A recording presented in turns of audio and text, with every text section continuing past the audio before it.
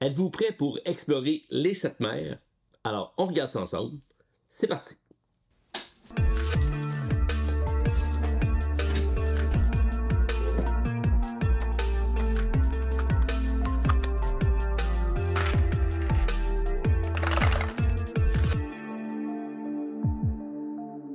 Bienvenue à la Société des Jeux. Aujourd'hui, on regarde un prototype que j'ai reçu, les 7 mers, donc un premier jeu, je crois, de la compagnie Critical Hut. C'est une compagnie française que j'ai eu la chance de rencontrer à Cannes, qui nous arrive avec un jeu d'exploration, un jeu de pirates, qui a plusieurs niveaux de difficulté. Donc, on a autant un volet familial, grand public, un volet plus expérimenté. Ce que vous voyez ici, c'est un prototype que j'ai reçu, une gracieuseté de la compagnie qui me l'a offert pour vous le présenter.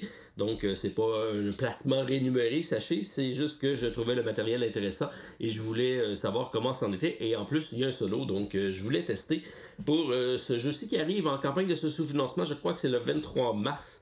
Et je crois que c'est sur GameFound. Ça sera disponible dans la description, le lien pour aller consulter la campagne. J'ai fait ici une mise en place pour une partie à 2 joueurs. C'est un jeu qui se joue de 1 à 5 joueurs. Des parties rapides d'environ 45 minutes. C'est pour 10 ans et plus. Comme je vous ai dit, il y a un mode grand public découverte qui se joue avec les plateaux du côté A. Donc ici, j'ai les plateaux du côté A et du côté B. Moi, je trouve même que c'est une bonne idée que si jamais on veut jouer avec des parents et des enfants, ben le parent peut jouer avec le côté B qui est plus difficile et les enfants avec le côté A, pourquoi pas. Alors, c'est ma suggestion puisque on commence de façon plus facile avec le côté A. On va avoir également un plateau central ici qui est réversible, donc c'est un placement d'ouvriers. On a tous 2 ouvriers, on a un capitaine et un lieutenant.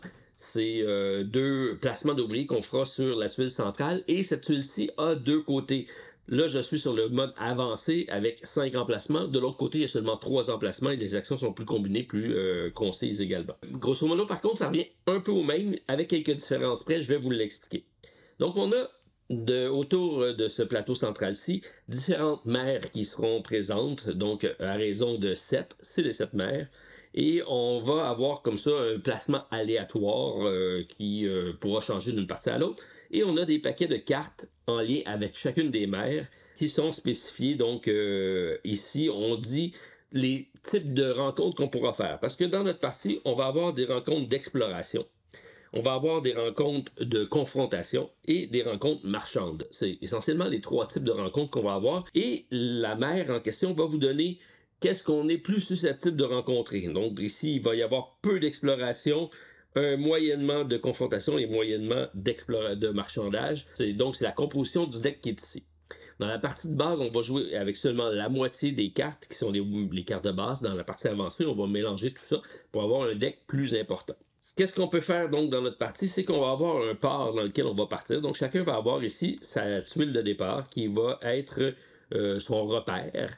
Donc, chacun va avoir son propre repère. Et comme je vous dis, ça se joue jusqu'à 5. C'est quand même bien foutu au niveau des composantes de jeu. J'aime beaucoup cette ergonomie de plateau-là. Donc, un plateau, des tuiles emboîtables et les repères qui vont s'agencer. Ça fait un espace de jeu restreint avec quand même pas mal de composantes. Mais ça fait en sorte qu'il y a beaucoup de monde qui peuvent être autour de la table comparativement à des jeux qui n'en finissent plus de prendre de la place sur un plateau. Donc, chacun a son plateau de personnel ici qui vont représenter votre navire. Donc, on va avoir les points de voile, ça va être notre capacité à se déplacer. Nos points de canon, ça va être nos confrontations lorsqu'on va avoir des rencontres. On va avoir des planches ici qui représentent, si on veut, l'état de santé de notre navire, parce que lorsqu'on va être confronté soit à des batailles ou soit à des éléments de la mer qui peut être ajusté, on va peut-être perdre des planches. C'est comme ça qu'on va pouvoir réparer notre bateau pour éviter de sombrer. On a une cale ici pour nos différentes ressources. On peut en mettre jusqu'à 9. Et on a une réserve ici qui va représenter les types de ressources qu'on va pouvoir avoir. C'est de la nourriture, bien sûr, pour nourrir nos matelots, brasser plus de dés d'exploration. Le bois va nous permettre de réparer notre bateau avec des planches, mais également d'aller construire notre mât, parce que si j'ajoute ici la voile, donc une voile et un bois vont me permettre ici d'aller augmenter donc ma capacité de navigation. Donc, on va avoir une action d'amélioration de notre navire. On a également de l'acier ou du fer pour pouvoir composer nos canons. Donc, le fer et le bois vont me permettre d'avoir plus de canons. Le bois va me permettre de réparer mon bateau. Et la ressource la plus importante, ben, c'est le petit cube vert qui est ici, qui représente le rhum, parce qu'on sait, les matelots, ça fonctionne à l'alcool. Alors, le rhum va être la ressource joker, si on veut, qui va remplacer n'importe quelle ressource, et qui va permettre également de donner à nos valeureux pirates pour pouvoir brasser des dés supplémentaires. Alors, c'est essentiellement les ressources qu'on va avoir dans le jeu. Donc, on va se déplacer à partir de notre point de départ vers les différentes mers pour pouvoir faire les actions qui vont être sur les cartes sur le dessus. Qu'est-ce qu'on peut faire comme action? On peut faire des actions de part avec une encre. Donc, c'est une action de part. Si je me vais dans cet emplacement-ci, je peux transiger une voile pour 2 nourritures. Et à ce moment-là, je prendrai la carte et je vais la mettre dans mon action commerce ici. Donc, je vais avoir fait du commerce. Lorsqu'on joue en mode facile, donc on les met ici, c'est la même chose, mais lorsqu'on voit que le plateau est bien fait également, le plateau de joueur, parce que c'est les points de victoire de fin de partie. Donc, si j'en ai 4 et plus, ça va me donner ici 2 points de victoire en fin de partie, donc j'ai intérêt à faire beaucoup d'actions en lien avec ça. Lorsqu'on fait également la première action d'un emplacement, on va récupérer la gemme de notre couleur. Donc, si je m'en vais ici avec mon navire jaune, et je vais récupérer ça ici, que je vais mettre... donc ça ici c'est du bleu, donc j'envoie ça ici et on voit ici que ça va me permettre de faire des points de victoire selon le nombre de gemmes que j'aurai collecté. J'ai intérêt à aller visiter toutes les mers pour aller récupérer toutes les gemmes et faire un maximum de points. On voit que les points sont également marqués ici.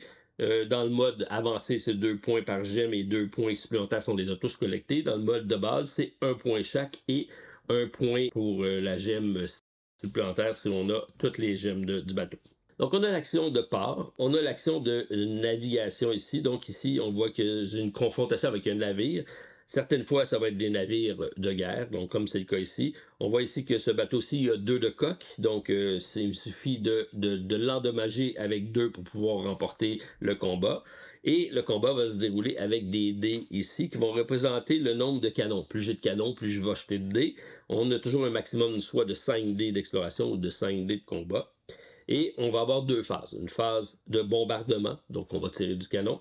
Et je tire mes dés de canon, je vais endommager mon adversaire. Lui, il y a également des endroits qui s'est marqué, donc c'est le nombre de planches que je vais également perdre.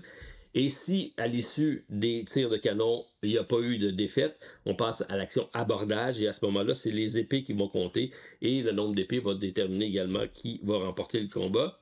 On va avoir des récompenses qu'on va avoir, comme là, je peux aller chercher de la nourriture, donc c'est des combats simples dans le cas présent. Il y a des combats plus avancés.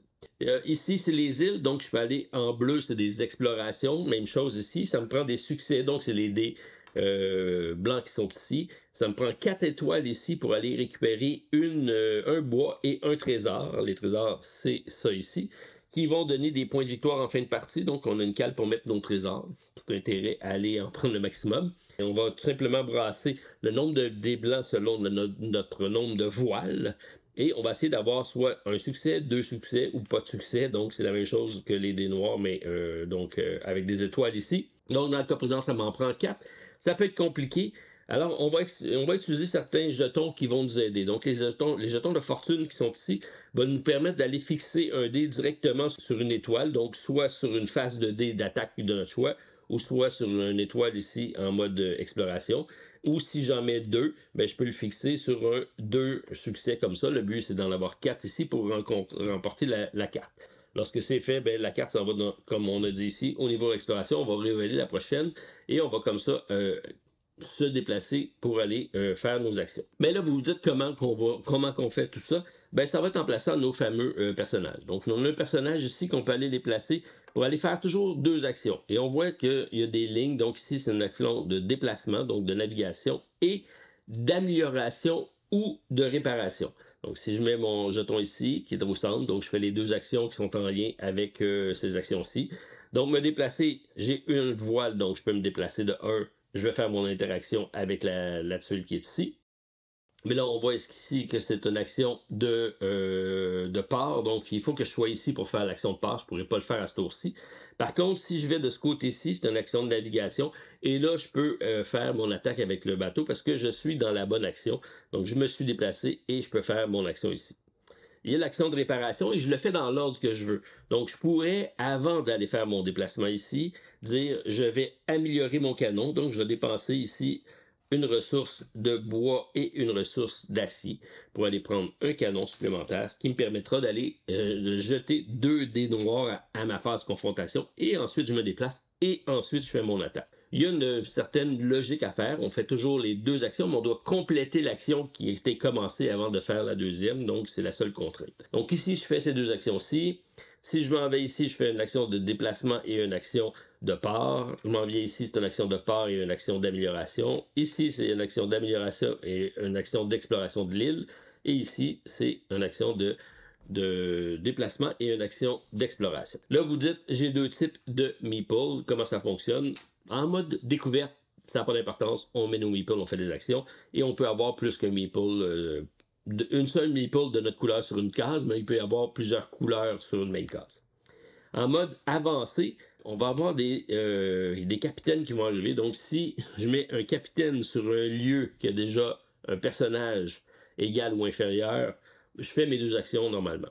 Par contre, à l'inverse, si j'ai un capitaine qui est ici et j'arrive avec un membre de l'équipage de moins de grade, je vais faire une des 2 actions normalement et l'autre action sera diminuée. Possibilité de faire des actions diminuées selon le grade de nos personnages. Et à ce moment-là, ben, si on se déplace, ça va être juste de 1. Si on attaque, ça va être juste de 1. Donc, si on répare, ça va être juste avec une planche. C'est toutes des actions, mais de moindre envergure. On a également des jetons ici qui sont des actions en lien avec le lieu où on est. Donc, si on va faire notre deuxième exploration de la même mer, on va récupérer le jeton et le jeton va être activé une fois. Lorsqu'on l'active, on va le retourner. Et si jamais je fais une 3e exploration, je vais réactiver le jeton. Donc, dans le cas présent, ça me permet, lorsque je fais une attaque, de jeter un dé noir supplémentaire. Donc, j'ai ici une fortune supplémentaire, un déplacement supplémentaire, 2 planches supplémentaires, un rhum supplémentaire, recueillir une ressource supplémentaire lorsque je vais faire une transaction. Et ici, avoir un dé avec 2 succès en exploration. Donc, c'est toutes des possibilités supplémentaires dans le mode avancé. Ensuite, ben, les cartes avancées ont certaines cases qui ont 2, comme ici, si je fais l'exploration de cette île-ci, je peux aller soit commercer ou soit aller faire une exploration. Donc, c'est 2 possibilités. À ce moment-là, je vais décider où est-ce que je vais mettre la carte. On a des événements qui sont également des conditions météorologiques. Donc, si on a une tempête, alors on va devoir explorer, donc c'est plus naviguer dans les eaux houleuses pour soit récupérer un trésor, mais également un risque de perdre des ressources et éventuellement d'abîmer le bateau. J'ai des emplacements comme ici, un port en Asie qui est probablement plus difficile à trouver. Donc, je vais faire une exploration pour le découvrir. Mais si je le découvre, je vais pouvoir échanger. On voit ici une soie, probablement, parce que c'est la route de la soie, pour récupérer 4 acier ou 4 fer, ce qui est très très fort. Mais ça prend une exploration avant. Et j'ai soit des monstres de mer ou des créatures des mers, pour lesquelles ici je vais faire une exploration et un combat pour pouvoir essayer donc de naviguer et d'éviter les troubles avec ces créatures-ci. Ces différentes combinaisons des 3 actions de base qui sont explorer, combattre et marchander.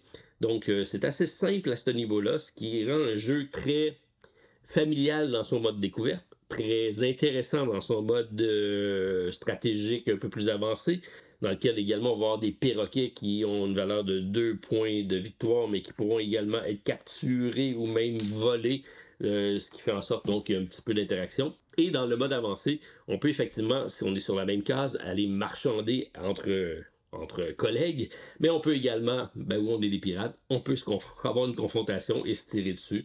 Donc, c'est un peu la différence entre les 2 modes. Et on a également un mode solo. Un mode solo dans lequel on va avoir un adversaire qui, lui, va être sur un terrain neutre.